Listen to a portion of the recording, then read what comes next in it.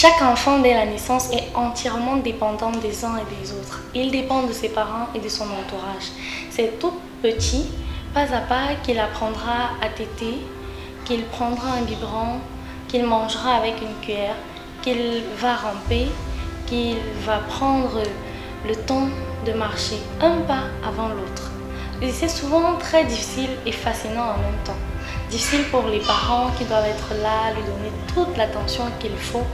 Et fascinant pour celui-là qui regarde et qui contemple avec beaucoup de joie comment l'enfant peut s'efforcer. Même lorsqu'il est tombé, il n'hésite pas à se relever et à faire des efforts pour avancer.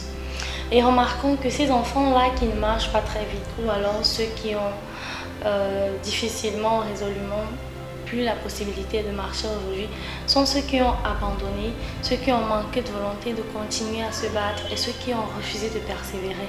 Et c'est là justement que s'installe le découragement. Beaucoup d'entre nous traversent des moments où ils sont découragés. Ça arrive à tout le monde et c'est un phénomène tout à fait naturel. Mais ce qui est justement pas naturel, pas normal, pas acceptable, c'est de rester dans ce découragement. Parce que si vous vous trouvez dans cette situation de découragement, dites-vous que c'est normal. Vous n'êtes pas différent de certaines personnes. Vous n'avez pas manqué à votre obligation ou vous n'avez pas manqué à votre appel. Vous faites tout simplement un passage obligatoire vers une phase qui est essentielle. Et ce qu'il faut faire dans ces situations-là, c'est de prendre conscience de notre appel, de notre chemin, de notre voie, de tous les obstacles qui seront sur le chemin pour arriver. Pour traverser un tunnel, il faut bien commencer. Et parfois, lorsqu'on est au début, on ne voit pas forcément le bout. Il peut se torpiller le chemin, mais l'essentiel, c'est d'arriver au bout. C'est de croire qu'il existe le bout du tunnel. Une fois qu'on a pris conscience de ce qu'est la traversée de ce tunnel et de ce qu'il y aura des obstacles sur notre chemin, nous devons braver cette étape, braver ce projet, s'activer dans cette entreprise avec amour. Parce que l'amour, ça a cette force, cette particularité de nous donner de la facilité à faire certaines choses. Ceux qui travaillent avec amour ont très peu souvent l'occasion de se rendre compte que c'est difficile, ont très peu souvent l'occasion de se rendre compte qu'ils ont faim, qu'ils sont fatigués. Beaucoup ont été surpris de se découvrir un talent, une voie véritable, en s'initiant, en adhérant à des associations, à des causes non lucratives, en se lançant dans le volontariat. En aidant quelqu'un quelque part, on finit par découvrir qu'on a une voie, on a un appel pour quelque chose. Et à peine on s'est lancé avec amour, patience, passion, on se découvre vraiment en train de vivre épanouissement et succès. Et tout n'est qu'enthousiasme. Ce n'est pas de la magie, tout simplement l'amour. L'amour dans chaque chose qu'on fait. Et puis, il est important de se dire que l'échec n'est qu'une étape. Le grand Churchill définit le succès comme une succession d'échecs. Et le plus important, c'est de se dire qu'on ne perd rien lorsqu'on a échoué. Au contraire, on acquiert de l'expérience, on recharge les batteries, on prend des forces pour bien faire les choses. Et puis, c'est de rester focalisé, de refuser de voir le verre à moitié vide.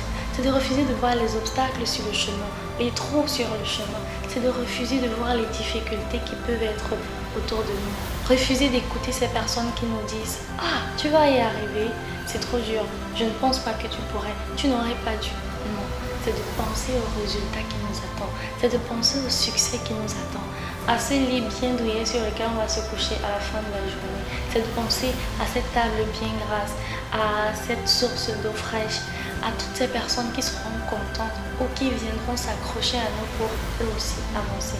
Parfois je me dis, si j'abandonne, que penseront les autres qui comptent sur moi? Et que dire de ces personnes-là qui viennent puiser à côté de moi ou s'inspirer de ce que je fais pour elles aussi avancer? Et puis je me dis, tout doucement, un pas avant l'autre, je suis déterminée, j'avancerai, je réussirai et je persévère. Et aujourd'hui, tout ce qui nous manque lorsqu'on est découragé, c'est un peu de volonté et de la persévérance, c'est de l'endurance. Rien de bon ne vient sans difficulté, rien de bon ne vient facilement. Et il est important, mais vraiment important, de se fixer à chaque fois de tout petits objectifs. L'enfant, lorsqu'il veut marcher, commence par ramper. Et même lorsqu'il veut ramper, il s'étale, il essaye 1, 2, 3.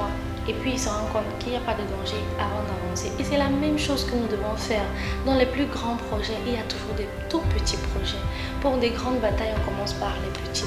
Et si vous croyez en vous, si vous avez la foi et si vous mettez votre foi en action, vous y arriverez. Dieu a mis tout cela en vous. Par la grâce, il y a déjà tout cela en vous. Tout ce qu'il faut, un peu de volonté, la décision d'agir, la décision de foncer à toute épreuve.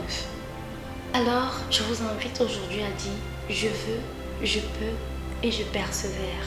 J'avancerai, je réussirai. Je suis déterminée, tout ira bien. Aucun obstacle n'est plus important que toi.